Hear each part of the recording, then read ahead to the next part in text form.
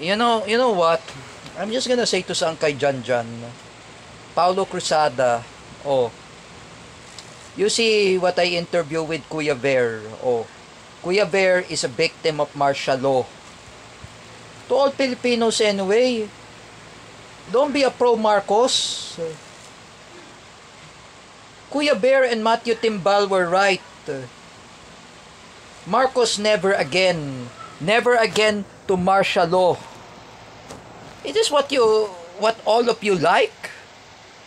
Like I say to you, here is my accusations and my criticism against the Marcos loyalists who were fake Filipinos, such as Sangkay Janjan,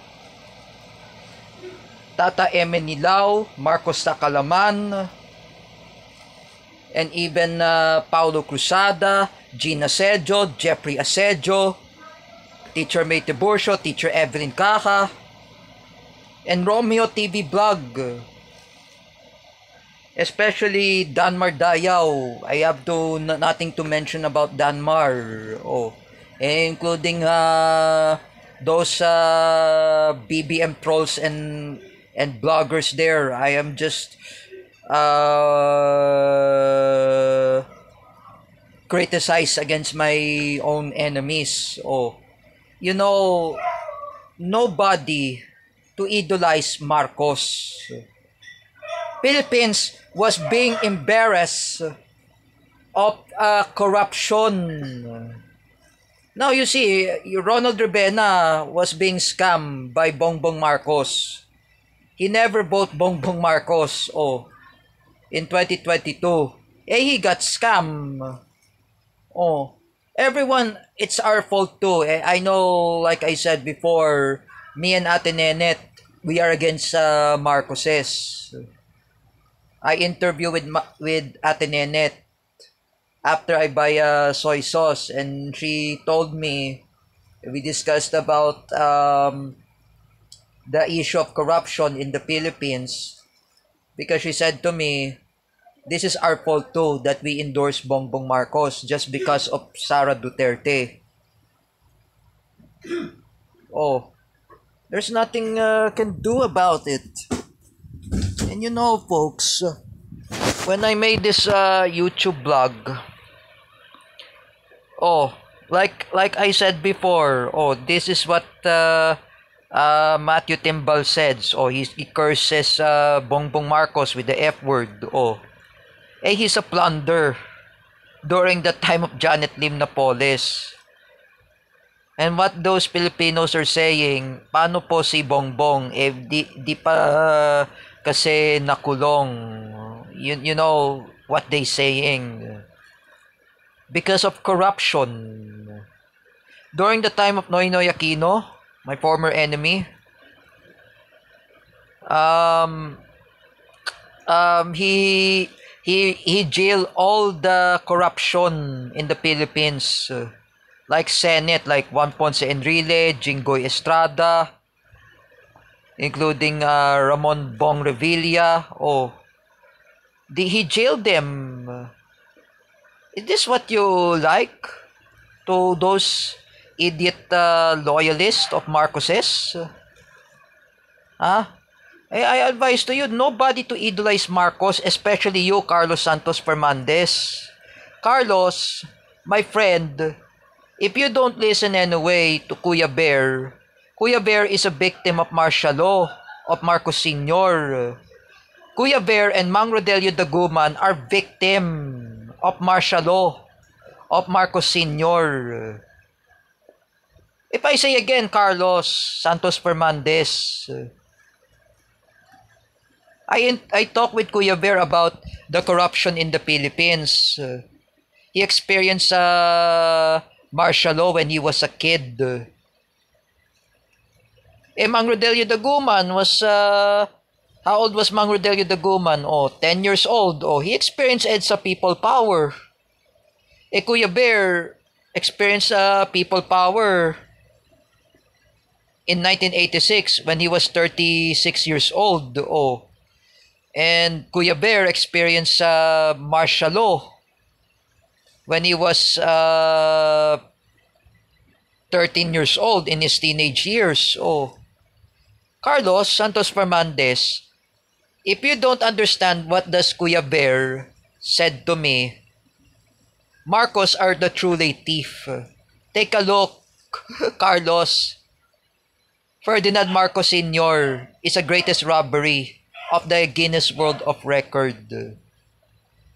He is worse than Benjamin Netanyahu and Park Geun-hye in Israel and South Korea because of corruption.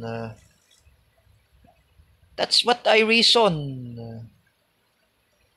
And you see of Imelda Marcos, she's the greatest robbery of the Guinness World of Record. Do you remember Benjamin Romualdez? Oh, he's the greatest robbery of the Guinness World of Record. That was a father of Martin Romualdez. This is really hard to say. I don't like corruption because there are lots of corruption. Just like what in our country in the Philippines, they have lots of corruption. They have lots of corruption. Carlos Santos Fernandez, please don't idolize Bongbong Marcos and Ferdinand Marcos Sr. Don't compare as Kim Il-sung and Kim Jong-il. Even that pathetic Sandro Marcos, don't compare him as Kim Jong-un. Philippines will never be like North Korea, Carlos Santos Fernandez. Philippines would never be like a political dynasty because of corruption. If I say again, Carlos Santos Fernandez, withdraw to support Marcos Sr. and Marcos Jr. Like I warn you, Carlos Santos Fernandez, if you listen to me as I'm your friend, wag mo kasi idolize ang mga Marcoses. Criminal yan, Carlos. Oh. That's the reason. Because I know I talk with Kuya Bear. Kuya Bear experienced martial law. Oh. And as for me, Carlos Santos Fernandez, why can't you join us with Duterte supporters? The die-hard Duterte. At least the die-hard Duterte supporters are not really thief. We are not corrupt. Oh. We are against corruption. We are against robbery. We are against illegal drugs. That's what we have to say, Carlos. Santos Fernandez. Don't idolize the Marcoses. Kuya Bear and Matthew Timbal were right. Even Paula Colin Nunez and even Ate Nenet Manalo, who were right too.